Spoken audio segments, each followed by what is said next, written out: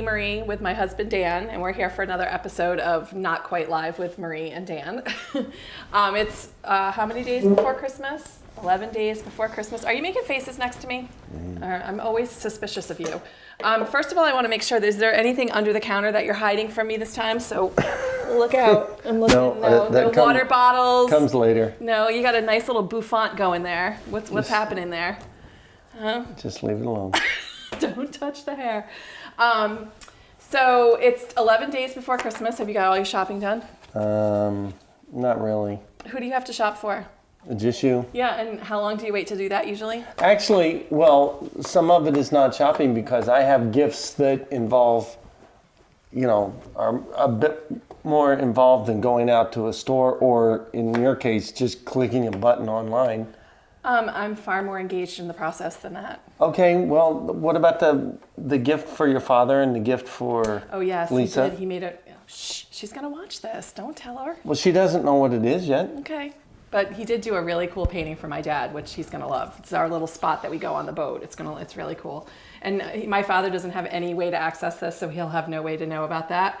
And speaking of Dad, when we were on our way over to his house the other day, we drove by they took down this tree in his neighborhood, and there was all this wood piled up by the side of the road. And I said to you, you ought to get that, and you could go all Paul Bunyan on it and make it into firewood for us. And what did you say to that? What tool did you say you needed to get? A maul. And what is a maul? It's not something that you shop at for Christmas Okay, gifts. but what is it? It's a combination of, you told me. A sledgehammer and an axe. Okay, and I told you that I didn't feel comfortable having a weapon that you could use against me in the house. And what did you say to that? I have plenty of others that I could use. Very quickly replied, including the brush hook. The brush hook. Should I go get it? Sure, go. The brush hook. You could literally, as you said, take my head off with it. Is that one swing? Okay, so this is what I live with. Okay, as quick as that, he says, "Oh no, I don't need to get a maul to take you out. I've got a brush hook."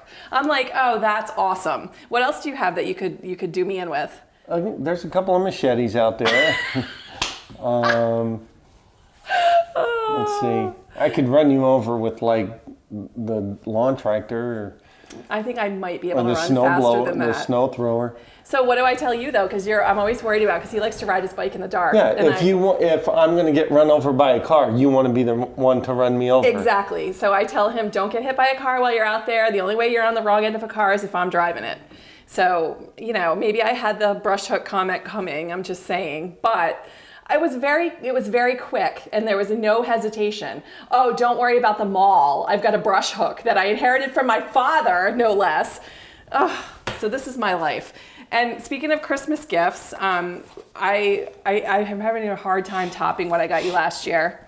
Last year, I got Dan, we live in the town of Portsmouth, Rhode Island, a very small little town, and Dan goes to all of the high school sporting events, all of them. This week he was Not all, but many. This week you're at a girls' varsity basketball game, a boys' varsity basketball game. You're still collecting tickets at the hockey games, even though our son's no longer even in the high school. So Dan's, his teenage friends, Jake's friends, have named Dan Superfan Dan.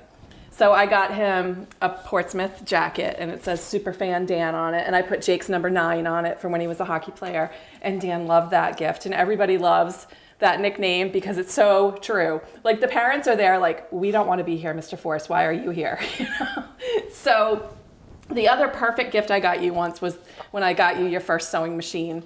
You were quite thrilled with that. Like, I'll never forget walking out of Sears with the sewing machine for my husband, and people are saying to him, "You got a sewing machine?" He's like, "Yeah, it's a power tool. It's just another kind of power tool." I counted as one of my power tools. Yes, and now you have 2 sewing machines, because I got you another one, a better one, a couple of years later, and you take in mending. And his joke is that he has to measure the inseam. Regardless of what he's mending, he has to measure the inseam. So my friends just bring him their mending, but they don't allow for the inseam measurement, do they? We've never really succeeded in that. Not yet. There's still hope.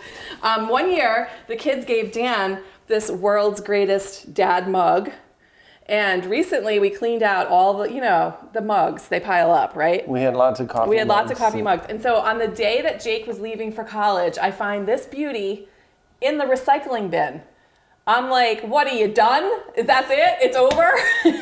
And I might have pointed out to the boy that Dad had decided on the day he went to college that he was all set with this world's greatest dad baloney and threw the cup away. And I shamed him into turning it into a cup holder on his desk. So yeah, what do you... I dumped all the crap out on the desk, so now he's pissed. Oh, speaking of, look behind us. The cabinets got painted.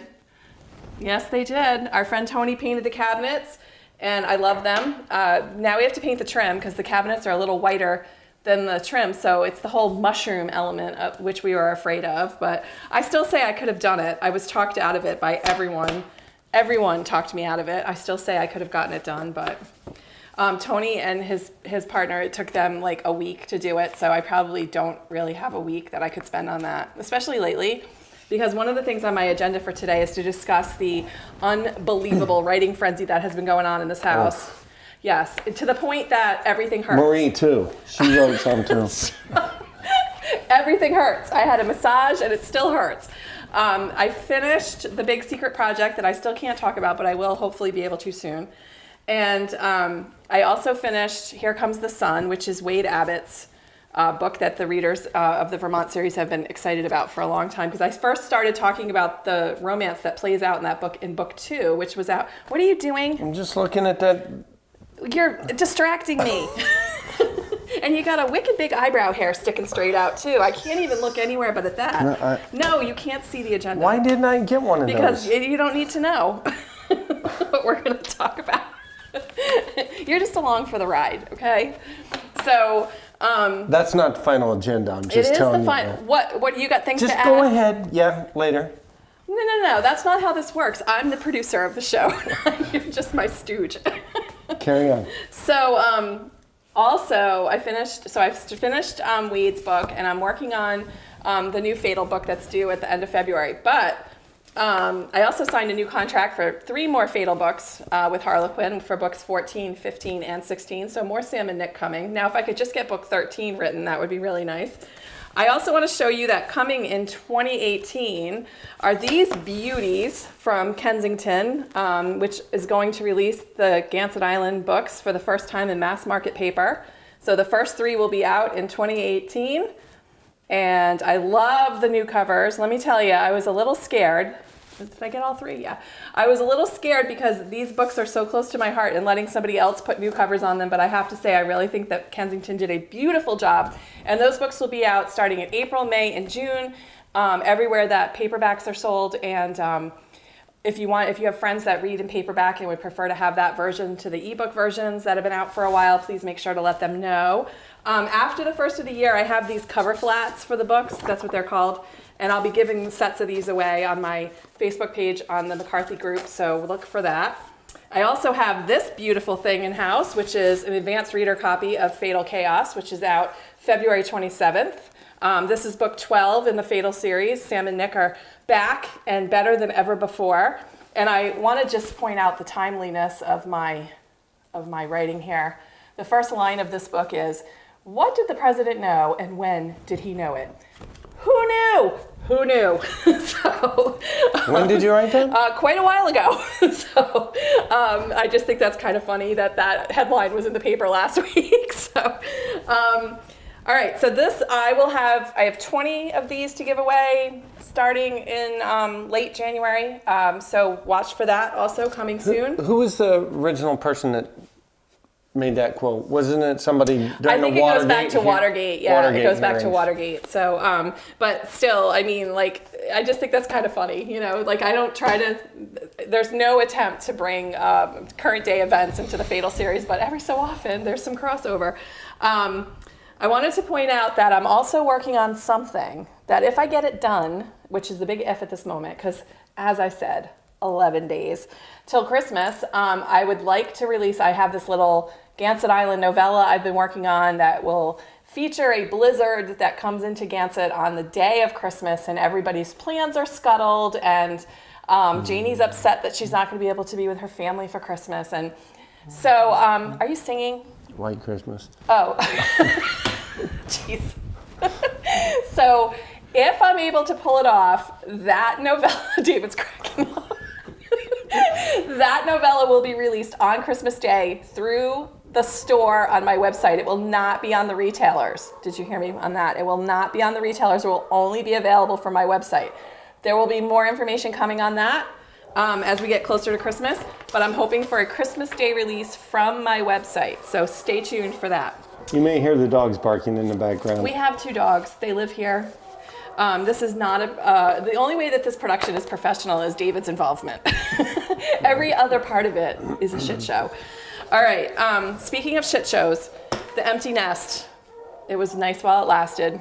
He's coming home tomorrow for 6 weeks. 6 weeks, It's insane. It's insanity.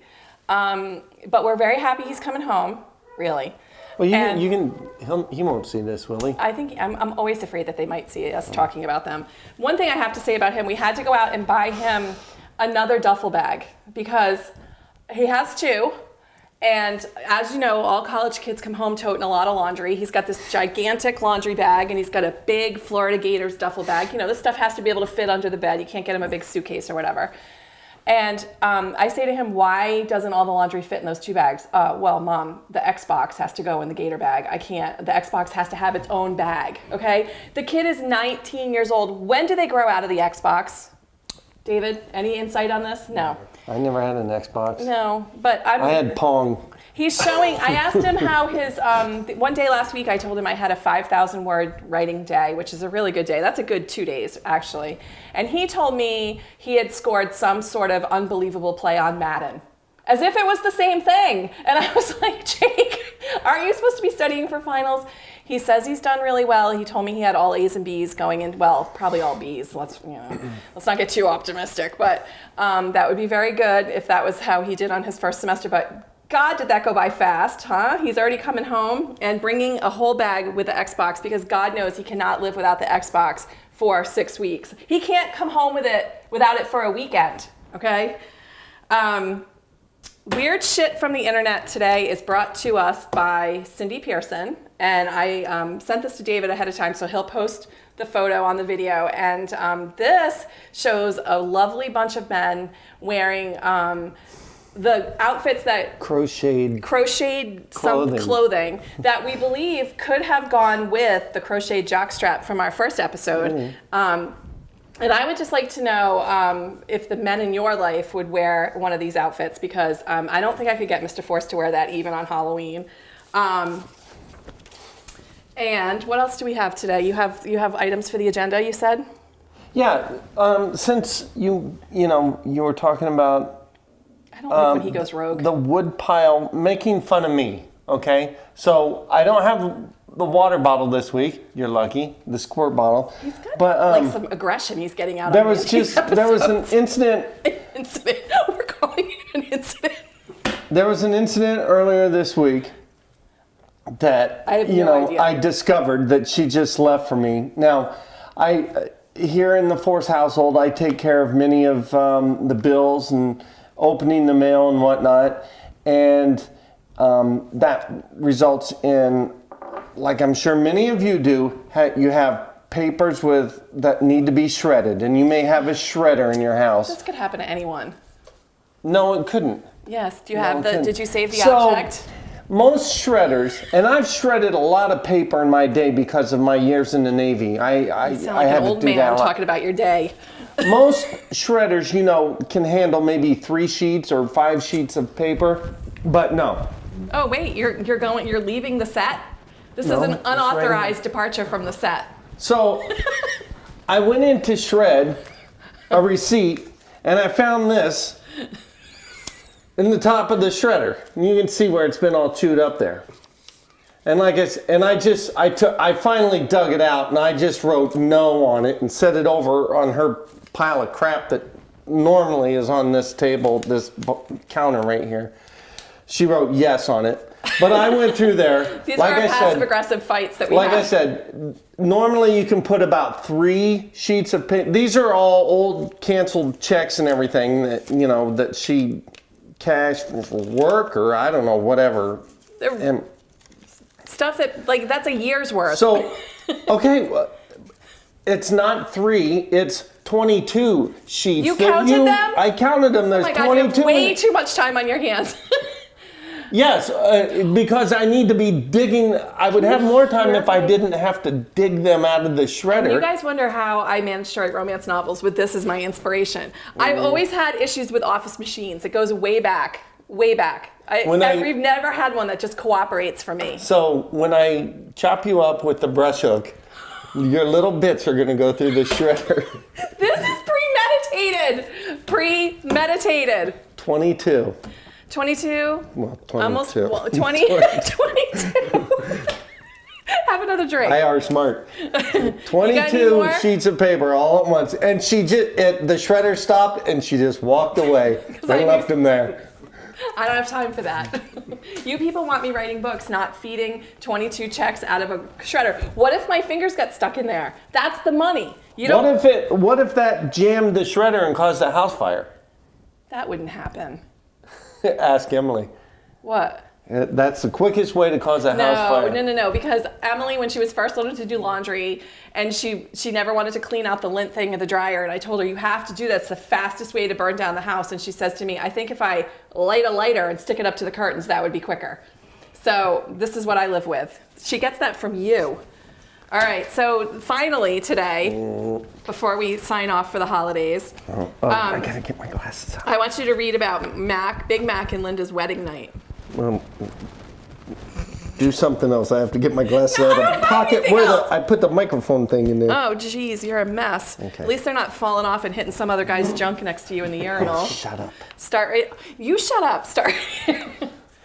All right, what accent do I have? No accent. Just read. You Right can't there. do accents. Yes, just start there. That would work. Mrs. McCarthy, she said with a sigh, I have to be dreaming. You're wide awake, and I plan to keep you that way all night long. All night? After waiting 6 months, all night? Thanks for the warning.